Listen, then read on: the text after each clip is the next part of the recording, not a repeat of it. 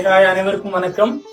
ரவிஹேமா இல்லத்து 10ஆம் ஆண்டு நவராத்திரி விழாவோட முதல் நாள் இன்னைக்கு. நவராத்திரியோட முதல் நாள் சிறப்பு என்னங்கிறத இந்த வீடியோல பார்க்கலாம். நவராத்திரியோட முதல் நாள் முதல் 3 நாட்கள் நம்ம துர்கா தேவிக்கான வழிபாடுன்னு சொல்லியிருந்தோம். அந்த துர்கா தேவிக்கான வழிபாடுல இன்னைக்கு நம்ம வழிபடக்கூடிய தேவியோட அம்சம் சைலபுத்திரி சாமுண்டீஸ்வரின்னு சொல்லக்கூடிய தேவியோட வழிபாடு இன்னைக்கு நம்ம பண்றோம். அந்த தேவிக்கு பிடித்தமான நைவேத்தியம் பார்த்தோம்னா வெண்பொங்கல் இன்னைக்கு நைவேத்தியம் கொடுக்கணும். பொங்கல் கொடுக்கற வழக்கம் இல்ல, சுண்டல் கொடுக்கணும் அப்படின்னா வெள்ளை கொண்டக்கடலை சுண்டல் இன்னைக்கு நம்ம தேவிக்கு பிரசாதமா நைவேத்தியம் பண்ணலாம். அது போக நம்ம இன்னைக்கு என்ன கலர்ல உடை அணியணும், தேவிக்கு என்ன கலர்ல உடைய நம்ம அலங்காரம் பண்ணணும்னா வெண்மையான வெள்ளை நிறத்துல தேவிக்கான வஸ்திரமா இருக்கட்டும். நாமளுமே வெள்ளை நிறத்துல நம்ம உடை உடுத்திக்கிறது சிறப்பானதா இருக்கும். முதல் நாள் துர்கா தேவியோட அருளை பெறதுக்கு எல்லாரும் வெண்பொங்கல் நிவேதனம் செய்து வெள்ளை கலர்ல உடை உடுத்தி அந்த தேவி வழிபாடு செய்யணும் அப்படின்னு கேட்கிறேன். அது போக இந்த நவராத்திரி விழால எங்க வீட்டுல புதுசா என்ன பொம்மைகள் வாங்கியிருக்கோம், இந்த வருஷத்தோட தீம் என்ன அப்படிங்கறத விரிவா பாத்துடலாம். முதலாவதா நம்ம வீட்டுல அந்த தடவை அந்த அரச மரத்து விநாயகர் செட்டப் நான் செஞ்சிருந்தேன். உங்களுக்கு தெரியும், பின்னாடி ரியலா இருக்கக்கூடிய அரச மரத்து இலைகளை வச்சு அது ஒரு மரம் மாதிரி செஞ்சு இது கல்லுல விக்கிரக செஞ்ச விநாயகர் பெருமாள்.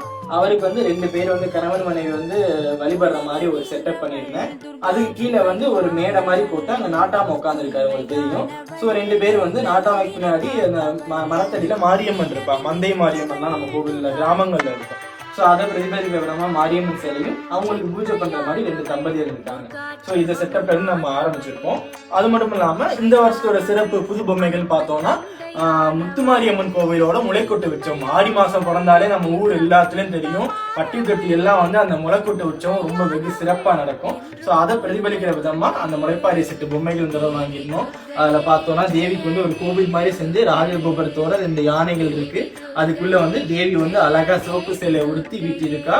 அவளுக்கு முன்னாடி ஒரு 7 பெண்கள் முளைப்பாரி எடுத்து வராங்க. அக்கன் கட்டி ஒருத்தர் ஏந்தி வராரு. அதுக்கப்புறம் நாயனம் மிருதங்கம் வாத்தியங்கள்லாம் வாத்திக்கிறாங்க. பொய்க்கால் குதிரை ஆடுறாங்க. அதுக்கப்புறம் கரகாட்டம் கூட நம்ம ராமராஜன் படத்துல வர மாதிரி மாங்குயிலே பூங்குயிலே அந்த கரக பொம்மை அவ்வளவு அழகா கீழ் முதற்கொண்டு இருந்தது. இதெல்லாமே சூப்பரா அந்த செட் பண்ணிருப்போம். 2 பக்கம் அந்த திருவிழால லைட்டிங் போட்டுருப்போம், அது தூரம் மாதிரி. அதை போட்டு ஒரு ஆர்ச் மாதிரி போட்டு நம்ம பண்ணிருப்போம்.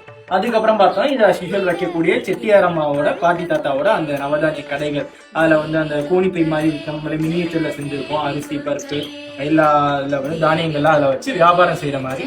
அதுக்கப்புறம் காய்கறிகள் பழங்கள் இது எல்லாமே ஒரு கடத்தெரு மாதிரி நம்ம ரெடி பண்ணியிருப்போம். அப்படி இந்த பக்கம் வந்தோம்னா இது ஒரு மினியேச்சர் வில்லேஜ், கிராமத்து வாழ்க்கையை அப்படியே பிரதிபலிக்கும். இது எல்லாமே நம்ம கையில செஞ்சதுதான். அந்த ஓலை வீடு செஞ்சிருப்போம். அதுக்குள்ள ஒருத்தர் கட்டில தூங்குறாரு, உள்ள ஒரு டிராக்டர் நிற்குது, 2 சேர் கிடக்கு. இந்த பக்கம் ஒரு வீடு, குடிசை வீடு இருக்கு. அது கீழே 2 பேர் இருக்காங்க. அதுக்கப்புறம் ஒரு சின்ன ஓட்டு வீடு. இந்த மாதிரி குடிசை வீடு. இந்த மினியேச்சர் பொம்மை ஃபுல்லாமே நான் ஒரு 3 இயர்ஸ் முன்னாடி கையில செஞ்சதுதான். களிமண்ல செஞ்சு பெயிண்டிங் பண்ணி இன்னுமே நல்லா தான் இருக்கு. அம்மி அரைக்கிற மாதிரி, ஆட்டுக்கல்ல நம்ம இடிக்கிற மாதிரி. அதுக்கப்புறம் முறம் வச்சு ஒரு அம்மா அரிசி புடைக்கிற மாதிரி, இங்க ஒரு அம்மா சட்டி பானையில சமைக்கிற மாதிரி, இங்க தண்ணி தூக்கிட்டு போற மாதிரி, இங்க ஒரு டிராக்டர், இந்த அடிப்பைப்பு இந்த வருஷம் வாங்கிருந்தோம். தண்ணி பிடிக்கிற மாதிரி. அதுக்கப்புறம் இந்த டிராக்டர் வண்டியில புல்லுக்கு அந்த வைக்கோல் கட்டி ஏற்றிட்டு போற மாதிரி பண்ணிருக்கோம். இது ஒரு மாட்டு கொட்டையை கடியில ஆடு மாடுலாம் மலைக்கு விழுக்கிற மாதிரி பண்ணிருக்கோம். இது ஒரு கிணத்தடியில தண்ணி அரைக்கிற மாதிரி பண்ணிருக்கோம். அப்புறம் ஒரு பார்க் மாதிரி சேர் போட்டிருக்கு. காளமாடு வயல்ல போகுது. இந்த செட் தடவை புதுசா வாங்கின செட்டு, தாயம் விளையாடுற மாதிரி. ஒரு 4 பேர் பேரா உட்காந்துட்டு தாய கிட்ட விளையாடுறாங்க. உண்மையிலே ஒரு தாயம் கூட போட்டிருக்கோம். இந்த தாயம் செட் இந்த புதுசா பண்ணியிருக்கோம். இது அப்படியே ஒரு வில்லேஜ் ரிசம்பிள் பண்ணும். அதுக்கப்புறம் பார்த்தோம்னா கல்யாணம். இது பேக் டாப் மட்டும் இன்னைக்கு நைட்டு தான் ஒட்டணும், டைம் இல்லாதனால. நாளைக்கு வீடியோல உங்களுக்கு அதை நான் காட்டுறேன். இந்த கல்யாண செட்டு நம்ம எங்க வீட்டுல இதை பத்தி சொல்லணும் அப்படின்னா, என்னோட சிஸ்டருக்கு வரன் பார்த்துட்டு இருந்த சமயத்துல கல்யாணம் நடக்க கொஞ்சம் டிலே ஆச்சு. அப்ப நான் அம்பாள்கிட்ட வேண்டிட்டு இந்த கல்யாண செட்டு முதல்ல ஒரு 2 இயர்ஸ் பேக் வாங்கி வச்சு அடுத்த அக்டோபர்ல நவராத்திரில வச்சோம். நவம்பர்ல கல்யாணம் ஃபிக்ஸ் ஆயிடுச்சு. ரொம்பவே ராசியான ஒரு கல்யாண செட்டு.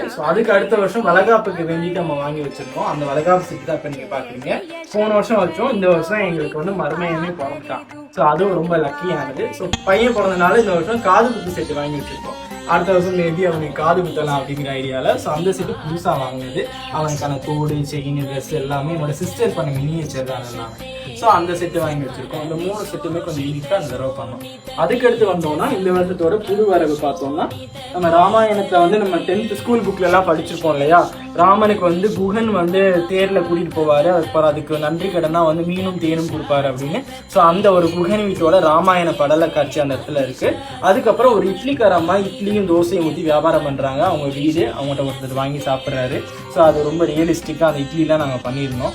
அதுக்கப்புறம் ஒரு மீன்காரம்மா வந்து மீன் வியாபாரம் பண்றாங்க. பக்கத்துல ஒரு கொள்ளர் பற்றையில வந்து அந்த அருவா கம்பி கோடாரி எல்லாம் செய்யக்கூடிய ஒருத்தவர் உட்காந்துருக்காரு. இதெல்லாமே ரொம்ப ரியலிஸ்டிக்கா பண்ணியிருக்கோம்.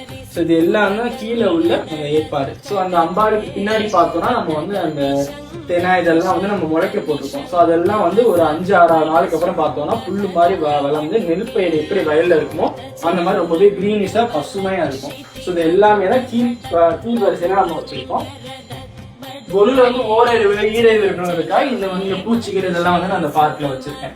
ஸோ அதுக்கப்புறம் பார்த்தோம்னா நம்ம கீழே இருந்து பார்த்துடலாம். நம்ம வீட்டுல 7 படி தான் வருஷம் வளர்ப்போம். ஏன்னா அதுக்கு மேல நமக்கு வந்து இடமும் பற்றாக்குறையா இருக்கு. மெயின் பண்றது கஷ்டனால 7 படியில நம்ம வந்து வச்சிருக்கோம். முதல் படியில வந்து மகான்களும் மனிதர்களும். ஃபர்ஸ்ட் நம்ம எம்ஜிஆர் வந்து எங்க வீட்டோட ஃபேவரேட்னால அவரை வச்சிருக்கோம் வீடுக்கு. ஸோ அப்புறம் காந்திஜி இருக்காரு, அப்புறம் வந்து சங்கராச்சாரியார், இவர் வந்து தியாகராஜ பாகவதர் இருக்காரு, அப்புறம் வந்து நம்ம ராகவேந்திர சுவாமி, அது ஒரு சங்கராச்சாரியார், காஞ்சி பெரியவர், அப்புறம் வந்து குபேரர், விவேகானந்தர், திருவள்ளுவர், பாரதியார், இவங்க எல்லாம் ஒரு படியில இருக்காங்க. அதுக்கு அடுத்தபடி வந்தோம்னா நம்ம பார்த்த வைரமுடி பெருமாள், மதுரையோட கள்ளழகர், அப்புறம் அனுமார் வந்து அந்த ராமர் சீதை லட்சுமணர் வந்து வணங்குற மாதிரி ஒரு காட்சி. அதுக்கப்புறம் செந்திலாண்டவரோட ஒரு விக்கிரகம் இருக்கு. அதுக்கப்புறம் ஒரு சந்தான கிருஷ்ணர் இருக்காரு. ஸோ அதுக்கப்புறம் மதுரை வாழ் மீனாட்சி, அப்புறம் வந்து சிதம்பரம் நடராஜர், இவங்க எல்லாமே ஒரு படியில இருக்காங்க. அதுக்கு அடுத்த படியில வந்தோம் அப்படின்னா அந்த பக்கம் பார்த்தோம்னா இந்த பானையில வந்து கிருஷ்ணர் வந்து வெண்ணெயை சாப்பிட்ற மாதிரி இருக்காரு. அப்புறம் வந்து லட்டு கிருஷ்ணர் இருக்காரு.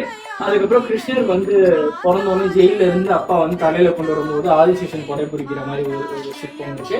அதுக்கப்புறம் காளிங்க யமுனை நதியில நடனம் ஆடின ஒரு கிருஷ்ணர் இருக்காரு.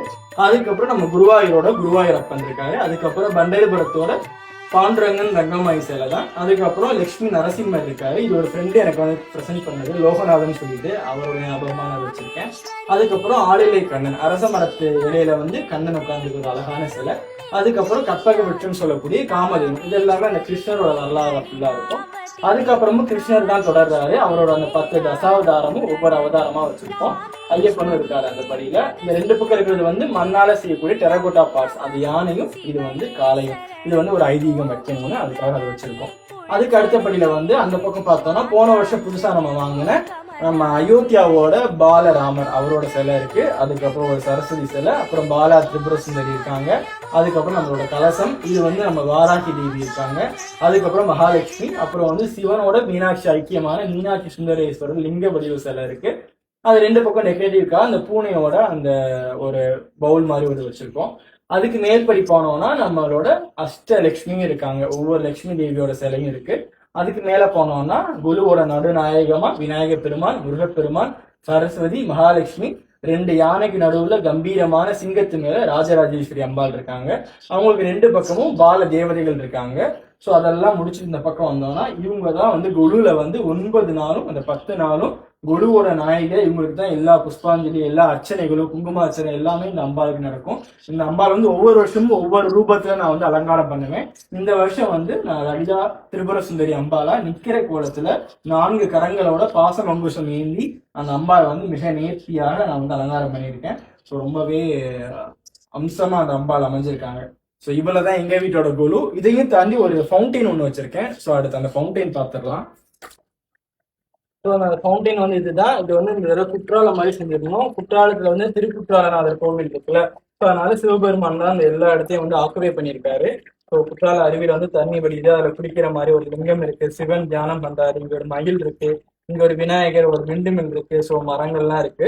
இதுக்குள்ள நிறைய கலர் மீன்களுமே விட்டுருக்கேன். இங்க ஒரு நந்தி இருக்காரு, ஒரு குழந்தை வர மாதிரி, ஒரு யானை வர மாதிரி, இது எல்லாமே வந்து ஒரு மீன் மாதிரி பண்ணியிருக்கோம். ஸோ இதுதான் அந்த ஃபவுண்டைன். இவ்வளவுதான் இந்த வருஷத்தோட கோலு வந்து இவ்வளவுதான் வச்சிருக்கோம். ஸோ எப்படி இருக்கு அப்படின்னு மறக்காம கமெண்ட் பண்ணுங்க. இந்த மாதிரி கோலு அப்டேட்ஸ் பார்க்கறதுக்கு கோகுல்.டேஸ் அப்படிங்கிறத என்னோட யூடியூப் சேனலை சப்ஸ்கிரைப் பண்ணுங்க. இன்ஸ்டால வந்து என்னோட கோகுல்.டேஸ் என்னோட அபிஷியல் ஐடி வந்து ஃபாலோ பண்ணுங்க. உங்க வீட்டுல குழு வச்சிருந்தீங்க அப்படின்னா கண்டிப்பா எனக்கு இன்பாக்ஸ் பண்ணுங்க, கமெண்ட் பண்ணுங்க, நானும் பார்த்து சந்தோஷப்படுவேன். நாளைய தினம் வந்து நவராத்திரியோட 2ஆம் நாள். துர்கா தேவியோட 2வது வடிவமா நம்ம வாராகியவும் பிரம்மச்சாரணி தேவியை வந்து வழிபடுவோம். நாளைக்கான உகந்த நைவேத்தியம் வந்து புளியோதரை. நாளுக்கு நம்ம என்ன நிறத்துல உடை கொடுத்தோம் அப்படின்னா சிவப்பு நிறத்துல உடை கொடுத்தோம். ஸோ நாளைக்கு நவராத்திரியோட அப்டேட் பார்க்கலாம். நன்றி.